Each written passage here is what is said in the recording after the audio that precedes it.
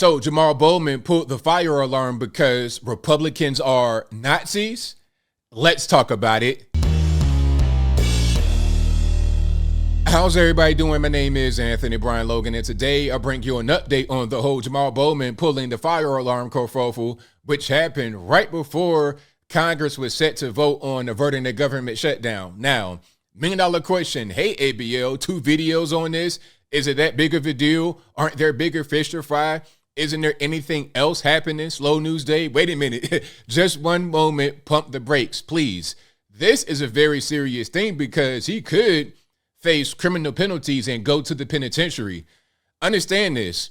What he may have done if they investigate and find that he did it is obstructing an official proceeding. This is a federal law that he could have violated, and there are guys in jail right now who have been there for years that are accused of doing this back during January 6th. Okay? So if he pulled the fire alarm to delay the vote, that could be a criminal penalty, and he could go to the penitentiary. Now, $1 million question. Will he go to prison, to jail? Will he even get charged? Will there be any kind of penalty? Will he be censored? Will it even be a slap on the wrist? I doubt it. I seriously doubt it. Which means that the January 6ers who are in prison or jail for this should not be there.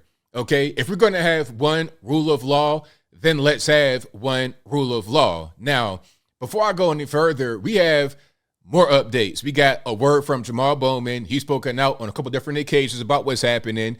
And we also have Marjorie Taylor Greene giving us a tour of the area where Mr. Bowman was, which illustrates why there was no need, even if he thought that pulling the fire alarm would pop the door open, there was no need to do it. Now, first things first. Here's an article. We're not going to read the entire thing, but I want you to see this headline. Now, to be fair to him, Jamaal Bowman has since denounced the use of the word Nazis. Well, we got to read what happened. Then we're going to get to him denouncing it. But you see the headline. Jamaal Bowman, I pulled the fire alarm because Republicans are Nazis. And that's your main man right there, Jamaal Bowman, the House rep from New York, who has the district which covers parts of the Bronx. If I'm not mistaken, if I'm wrong, y'all let me know in the comments. Now, what happened was there was a guidance or talking points given to Jamaal Bowman and his colleagues to go out there and say before the cameras. So here is what came from Bowman's office. Messaging guidance, supporting Congressman Jamaal Bowman after accidental fire alarm, aimed at getting his fellow Capitol Hill Democrats behind him to defend what has become a clearly indefensible act. No one in the history of D.C. politics or likely the world has pulled a fire alarm thinking that it was a way to open the door. Exactly. Now, check it out. So scrambling to take the heat off of himself, Bowman's office suggested Democrats in Congress asked about the situation choose from a list of suggested talking points to back up their colleague under fire, ranging from literally unbelievable to the utterly absurd. So here are some of the things that you could say, and these are things that came from Bowman's office. Now, who actually wrote this, whose bright idea it was to issue this guidance, I have no idea. But let's just scan through it, shall we? Quote, it's clear my colleague, Congressman Bowman, was simply rushing to the floor to cast his vote to prevent a shutdown and support working class families. Another one, House Republicans are obviously trying to distract from the fact that they cannot govern and that they nearly shut down the federal government for no reason. Another, I believe Congressman Bowman when he says this was an accident. Republicans need to instead focus, here we go, their energy on the Nazi members of their party before anything else. So, hey, I pulled the fire alarm talking about it's going to pop the door open, although I am a middle school principal in the past life before I became a congressman, and I know all about how fire alarms work. But I want you to believe that I had no idea. Like, if I pulled the fire alarm, it was going to, like, pop open the trap door underneath my feet, or it'd be like a bookcase, it'll rotate, it'll crack open, and I could just slide on past the locked door. Ridiculous nonsense, but let's keep on going. One more. There are multiple insurrectionist supporters, there we go, in Congress and more who supported a coup and support Trump's big lie.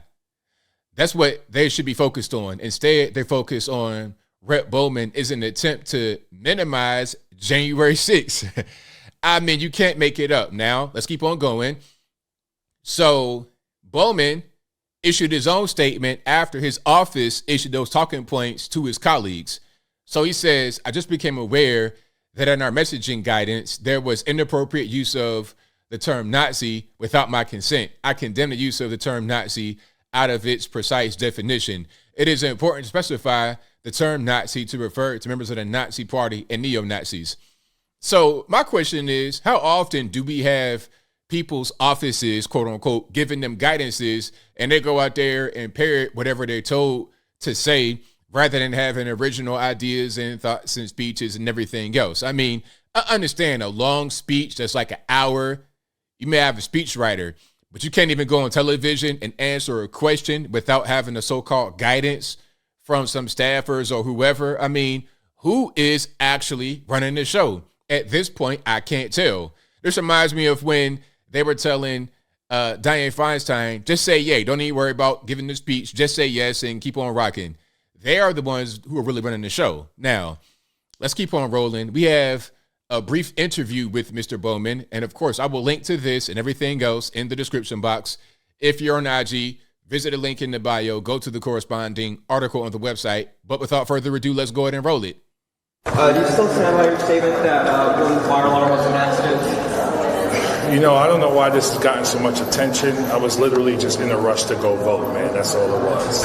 Are you afraid of any repercussions, either from leadership or from legally from Capitol Police? I mean, listen, I take responsibility for what I did, you know, but like I said, I was in a rush to go vote, and, you know, the investigation will sort everything else out. Have you talked to Jeffries about it? Oh, yeah, of course. That's day one. Yes. How was that conversation? Well, I got to keep that between me and the leader, so I'm not going to share that publicly. Yeah, but we've been in touch with each other. So there you have it. That's what he says. You know, it's not really a big deal. But tell that to the members. Well, not the members. Tell that to those who are in trouble, in jail, in prison, who face a lot of legal challenges as a result of January 6th, being charged with the very same thing that you may have done. And that's a nice little Pan-African flag right there. It's interesting. I saw that. But I digress. Let's keep on going. Now, here is Marjorie Taylor Greene explaining why what Jamaal Bowman did in his explanation does not make much sense. Let's check it out. Hi everyone, we're at the infamous door where Jamaal Bowman claims he had to pull a fire alarm to get out. Now these doors are open on weekdays. Every member of Congress knows that, everybody that works here knows that. But on Saturdays and Sundays, they are locked, and only certain doors are open on Saturdays and Sundays. Now come on over here. This right here is a fire alarm. Nowhere does it say, pull the fire alarm to open the exit door. Doesn't say that. Common sense will tell you that pulling the fire alarm does not open the door. Never have I ever seen in my life where a fire alarm opened a door. And if you guys have seen it, let me know in the comments. Like I said, this ain't no invisible bookcase, some kind of hidden wall, false wall. When you push this button, then the thing goes up 360, 180, 90 degree, 45, ain't none of that going on. And I think ex-middle school principals know better. Let me show you how we go when we need to go vote. I know this because my office is in here in Keenan Building. Come on, go this way.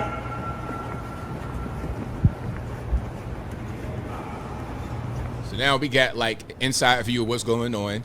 I'm just speaking because I don't want to be no kind of copyright. Well, it shouldn't be no copyright because this is just on probably our social media.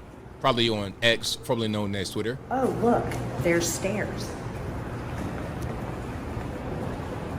As you can see, we're not going very far. This is not a long way to go. So if you're in a rush, it's not that big of a deal to just walk this way where she's going to go vote. So watch. By the way, we had to use the stairs to evacuate the Keenan Building after Jamaal Bowman pulled the fire alarm.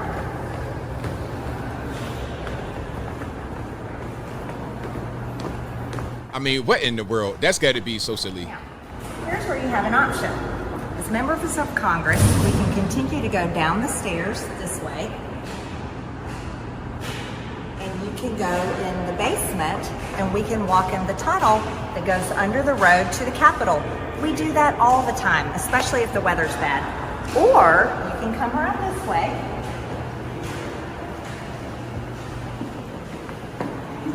See where that says exit? It exits out on New Jersey. This one is open all the time. Not just some of the time, all the time. So let's explain very clearly again. Jamaal Bowman didn't pull the fire alarm to try to get out of the building because he had to rush to go vote.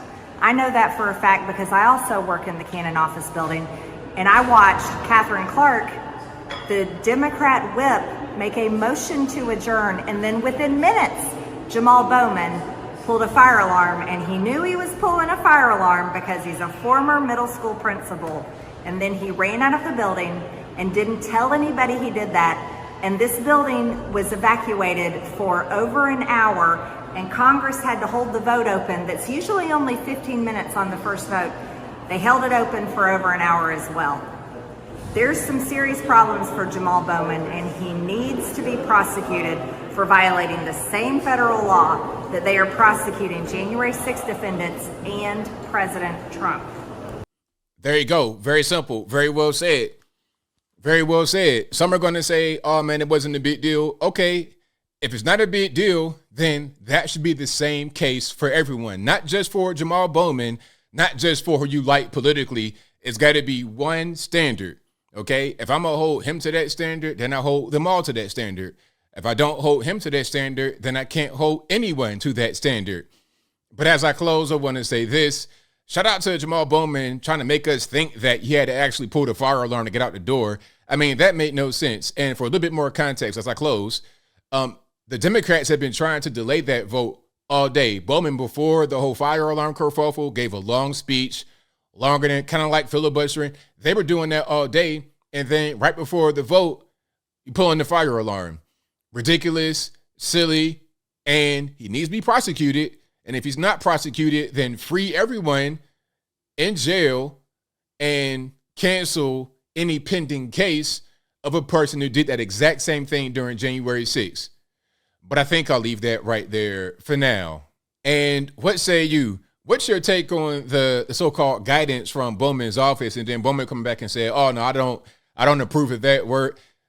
Do you think people in D.C., Capitol Hill, Congress, are they saying what they feel from their heart, or are they often being parroted, being puppeted by outside forces? Whatever your thoughts are, let me know in the comments below. You guys know where I'm at. I think what was said by Marjorie Taylor Greene was right on point.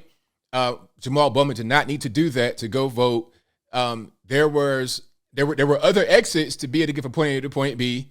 Pulling the fire alarm obviously does not pop a door open. He is a middle school principal in the former life. He knows this. He is not ignorant to that fact, but he thinks you and I are ignorant, so we're not going to know that what he said was bogus.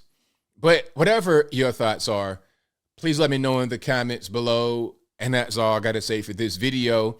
If you like what you heard, please comment, rate, share, and subscribe. Peace.